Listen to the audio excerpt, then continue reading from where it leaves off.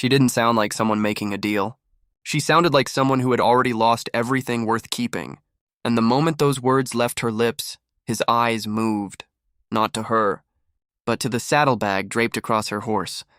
The girl stood in the open doorway, dress ripped at the shoulder, chest heaving in the scorching afternoon air. She didn't flinch. Didn't look away. You want to look? Go ahead and look. Cal Danner went still. One hand rested on the worn cedar post of his fence, the other hanging loose at his side. The Arizona sun over Coldwater Flats didn't forgive anything. Not the land, not the animals, and not the men who tried to work it. He had crossed paths with desperate women before. Hunger and fear had a way of stripping people down to something raw. But this wasn't desperation performing for an audience. This was something quieter, something already past the point of pretending. Dust had settled into the lines of her face. A dark stain ran down the length of her sleeve and along her ribs. Dried blood, not fresh, not fatal, but enough to tell a story she hadn't bothered to speak aloud yet. Her eyes were pale gray and unnervingly calm for someone whose hands wouldn't stop trembling. She gripped the doorframe like it was the only solid thing left in the world. Cal moved toward her the way a man moves toward a lantern in a windstorm.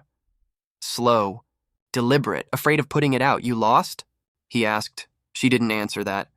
She pulled in a breath and said, "There are men behind me. They're not far."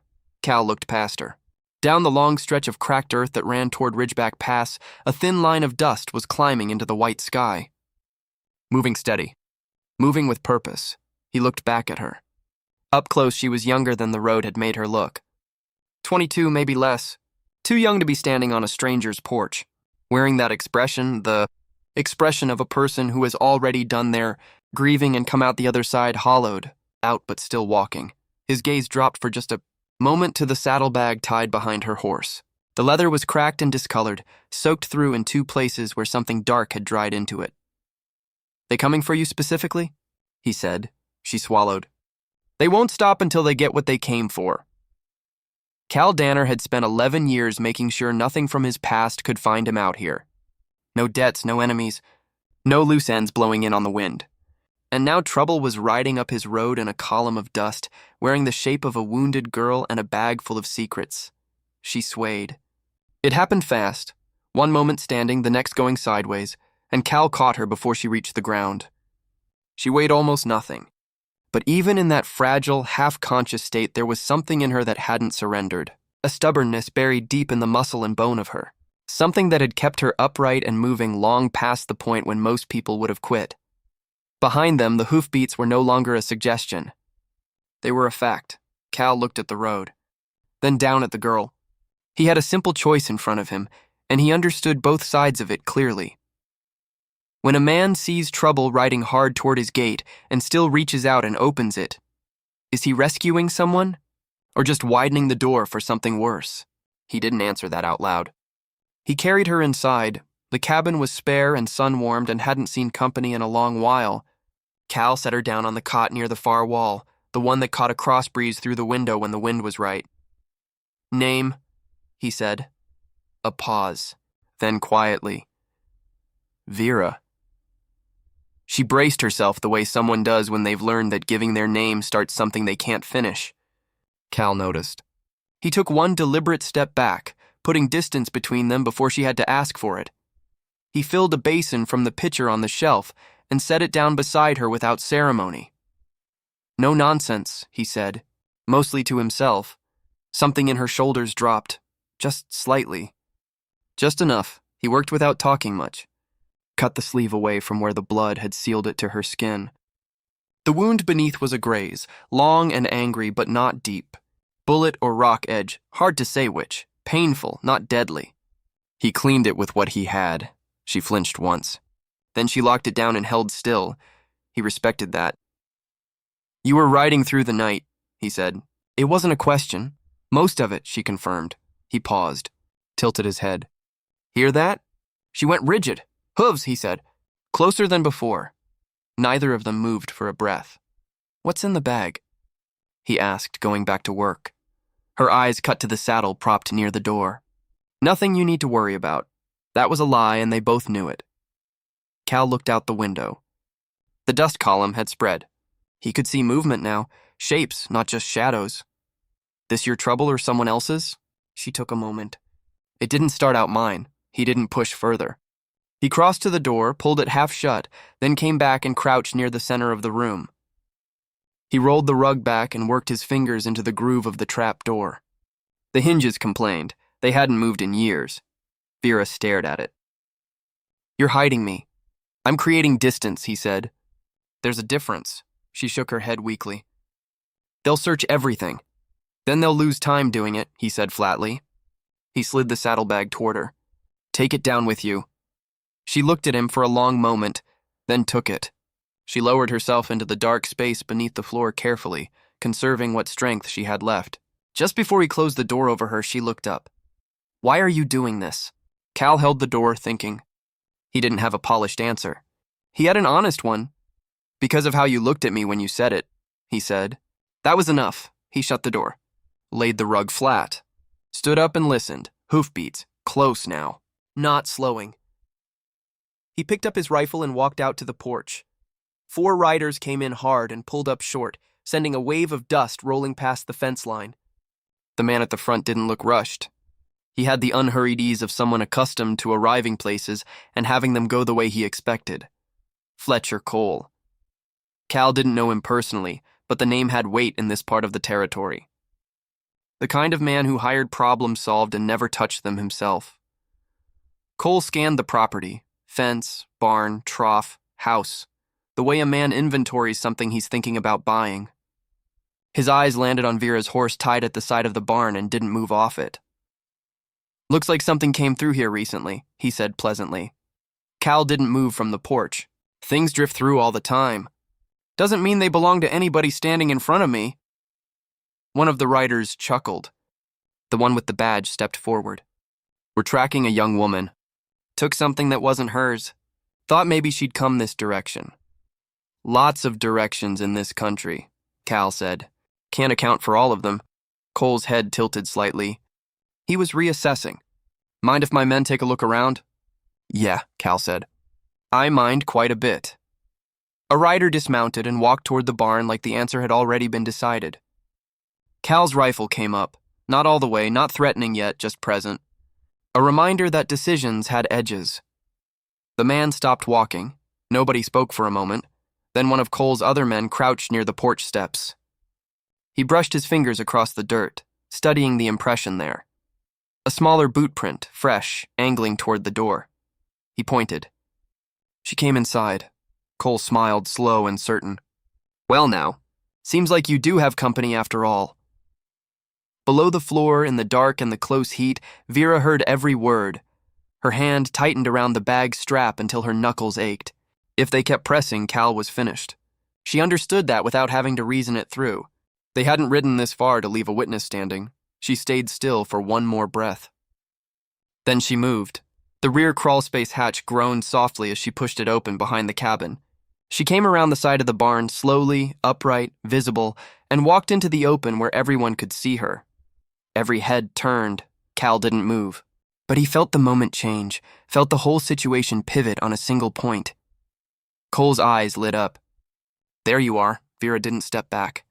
She looked at him steadily, then let her gaze drift, just briefly, barely a second, toward the barn. You want to look, she said quietly.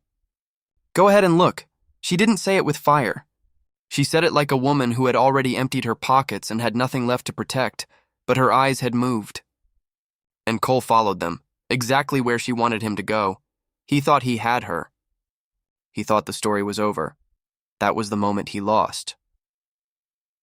Cole moved toward the barn with the confidence of a man collecting something owed to him. Elias watched every step. First Vera, then the barn. Then Cole disappearing into the shade inside. Then he moved. One of Cole's men grabbed for him from behind. Cal had been expecting that, or something like it. He turned into the grab, drove his elbow hard into the man's ribs, and put him face down into the water trough. The wood cracked on impact. The man didn't get back up quickly. Inside the barn, Cole was searching, impatient, pushing through old tack and stacked equipment. What he didn't know, what Cal had been meaning to fix for 3 months, was that the upper storage rack had been failing for a while. Too much weight. Rotted rope, a single anchor point doing the work of 4. Cal reached the support post at the barn's outer wall, grabbed the fraying line looped around it, and pulled. The rack came down like a judgment. Feed bags, iron hooks, coiled leather, lumber, all of it dropping at once into the space where Cole was standing. The sound it made was enormous in that enclosed space. Dust and splinters filled the air. Cole went down under it, pinned, furious, shouting things that stopped making sense. Outside, the deputy finally drew his weapon. Vera was faster than she thought she'd be. She had the old shotgun from beside the door in both hands before she finished the thought. They were shaking, but she held the barrel level. She didn't fire. She didn't need to. 1 second of silence.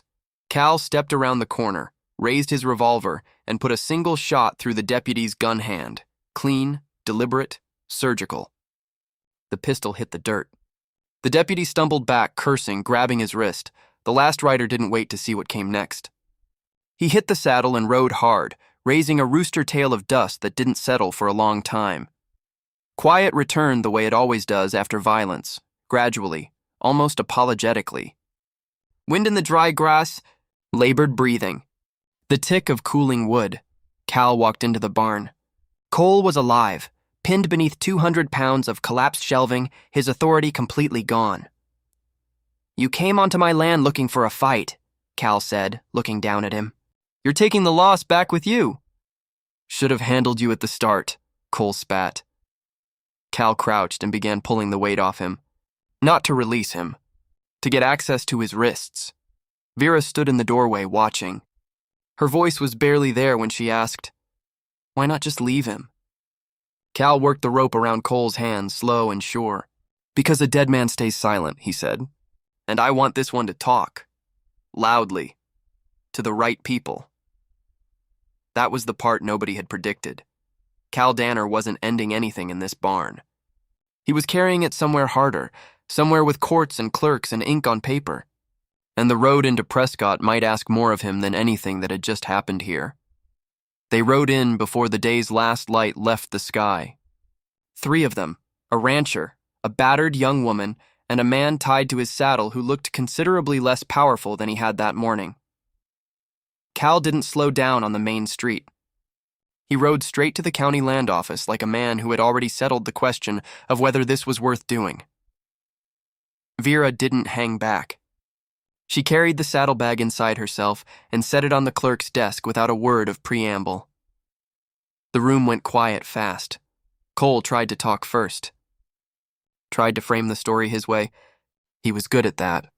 He'd had years of practice making his version of things sound like the only version, but Vera spoke plainly. No drama, no performance. Just the facts laid out in order, one after another, like stones across a creek. She opened the bag.